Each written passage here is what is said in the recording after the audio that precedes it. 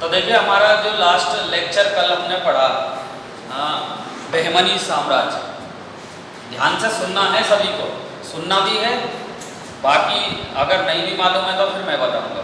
मेरा कहने का मतलब अर्थ ये है कि ये टॉपिक अपने आप में बहुत ज़्यादा महत्वपूर्ण है, जैसा कि मैंने कल भी क्लास में बताया।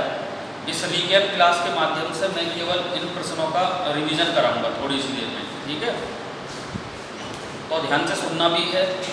तो बहमनी साम्राज्य में क्वेश्चन पुट होने हैं। बहमनी साम्राज्य, तो पहले तो हमें ये बात एकदम से स्पष्ट हो जानी चाहिए कि बहमनी साम्राज्य जो है किस साइड था, भारत के किस हिस्से में था। तो ये दक्षिण के हिस्से में पड़ता है बहमनी साम्राज्य, ये बात याद रखनी है। साउथ इंडिया, जब हम हिस्ट्री पढ़ रहे हैं तो हमें ये चीज़ याद होनी चाहिए।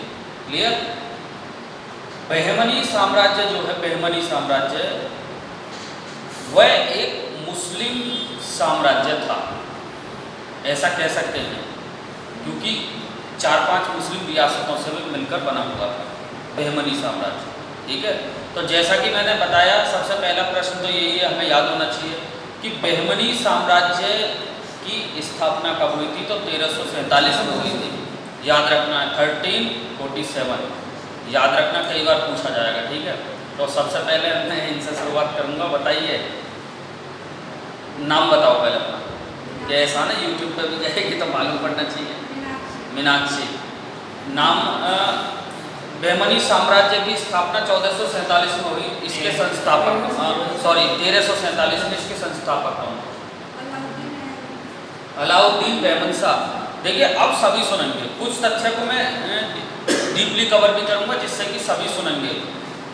बहमनी साम्राज्य दक्षिण का एक इस्लामी साम्राज्य था, पहले तो ये क्लियर होना चाहिए।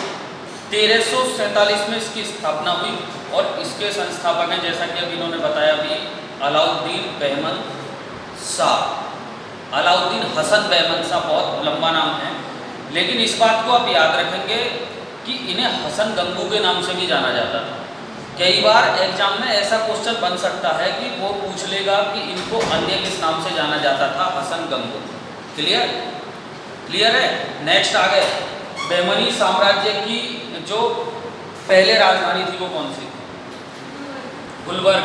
देखिए ध्यान से सुनेंगे, बहमनी साम्राज्य की जो राजधानी थी पहले थी गुलबर्ग, या कई बुकों में लिखा मिलेगा आपको गुलबर्गा। ध्यान से सुन लें, कंफ्यूज ना हो वहाँ पे जाके। बहमनी साम्राज्य की राजधानी गुलबर्गा या गुलबर्ग थी। ठीक? गुलबर्ग का नाम एहसानाबाद, बहुत ध्यान से सुनना, गुलबर्ग का नाम एहसानाबाद किसके द्वारा रखा गया था? तो याद रखना है अलाउद्दीन हसन बहमन शाह, यानी कि वही जो बहमनी साम्राज्य के संस्थापक थे। इसके बाद यहीं से एक प्रश्न और याद रखना है कि इस राजधानी को कई बार पूछा जा सकता है, बहमनी साम्राज्य में राजधानी गुलबर्गा को या गुलबर्ग के स्थान पर किसने उसको बीदर कर दिया था? तो याद रखना है अहमद शाह ने उसे बीदर कर दिया था, और बीदर का नाम रखा था मोहम्मदाबाद। याद रखना है, एक एक कंसेप्ट क्लियर होना चाहिए। क्लियर? उसके बाद अगर मैं नेक्स्ट बात करता हूँ, आगे बताएंगे कि ये जो बहमनी साम्राज्य हमने कल पढ़ा, बहमनी साम्राज्य के अंतर्गत कितने राज्य आ रहे थे? 5। देखिए ध्यान से सुनना है, इस कंसेप्ट को अच्छी तरीके से सुनेंगे।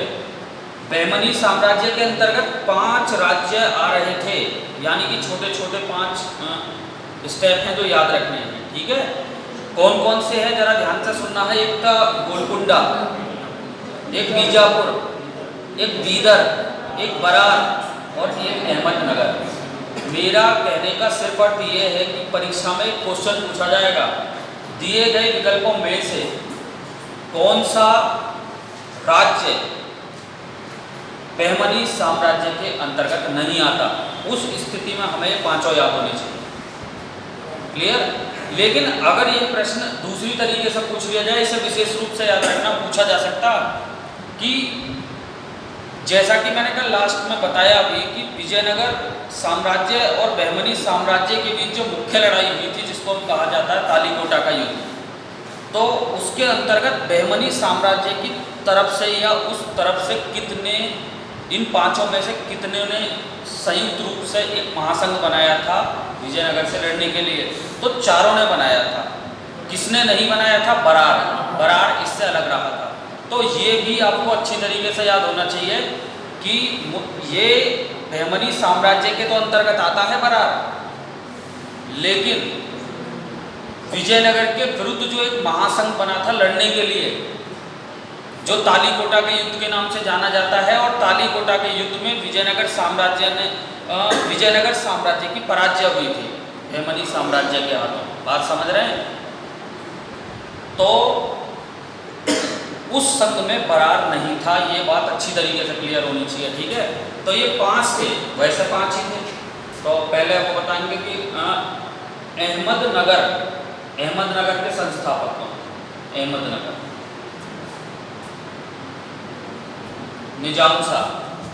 बहुत ध्यान से सुनना है, पूछा जा सकता है अहमदनगर के संस्थापक कौन थे। अब सारे संस्थापकों को एक बार ध्यान से सुन लें। अहमदनगर के संस्थापक पूछी जाती है तो याद रखेंगे निजाम शाह। गोलकुंडा के संस्थापक हैं कुतुब शाह। बीजापुर के संस्थापक हैं आदिल शाह, और बीदर के संस्थापक हैं अली बरीद। और ध्यान से सुनना स्टूडेंट, यदि नहीं भी लिखा है ना तो इस बात को हमेशा नोट रखना, जो बीजापुर के संस्थापक हैं अली बरीद, उनको दक्कन की लोमड़ी भी कहा जाता है। कई बार एग्जाम में पूछा जा सकता है कि दक्कन की लोमड़ी किसको कहा जाता है, दक्कन की लोमड़ी या दक्षिण की लोमड़ी किसको कहा जाता है? अली बरीद को दक्कन की लोमड़ी कहा जाता है। ये बात याद रखनी है स्टूडेंट, कभी सीधा परीक्षा में क्वेश्चन बनेगा।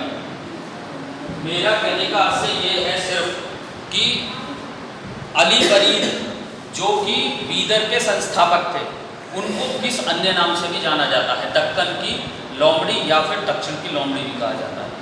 बचा आपका बरार। ये वही बरार है जो बहमनी साम्राज्य का हिस्सा तो है, लेकिन विजयनगर के खिलाफ लड़ाई में इसने भाग नहीं लिया। बरार ऐसा इस बहमनी साम्राज्य का एक राज्य है, हिस्सा है, जिसने विजयनगर के विरुद्ध लड़ाई में भाग नहीं लिया। इसके संस्थापक कौन थे? तो इसके संस्थापक इमाद शाह। याद रखना है, इमाद शाह। कई बार एग्जाम में ऐसे क्वेश्चन आपको देखने को मिलेंगे, तो इसे आप अच्छी तरीके से याद रखेंगे। क्लियर? यदि हम बहमनी साम्राज्य की बात कर ही रहे हैं तो इन दोनों को अच्छी तरीके से याद रखना। बहमनी साम्राज्य ने कुल मिलाकर कितने वर्षों तक शासन किया? 180। बहमनी साम्राज्य ने 180 वर्षों तक शासन किया, जबकि इसका प्रतिद्वंदी साम्राज्य जो था विजयनगर, उसने 310 वर्षों तक शासन किया। मेरा कहने का अर्थ ये है, ये चीज़ क्लियर होनी चाहिए, कई बार एग्जाम में पूछ लिया जाएगा। ठीक है, उसके बाद नेक्स्ट बताएंगे कि देखिए, ये बात तो आपको याद रखनी है कि विजयनगर और बहमनी साम्राज्य के बीच जो झगड़े की मुख्य जड़ क्या थी, है ना? क्योंकि दोनों के बीच झगड़ा था, तो उस क्षेत्र का नाम था रायचूर दोआबा क्षेत्र। ठीक है, तो वो क्यों, किस चीज को लेकर झगड़ा था, यानी कि वो क्यों महत्वपूर्ण है वो झगड़ा?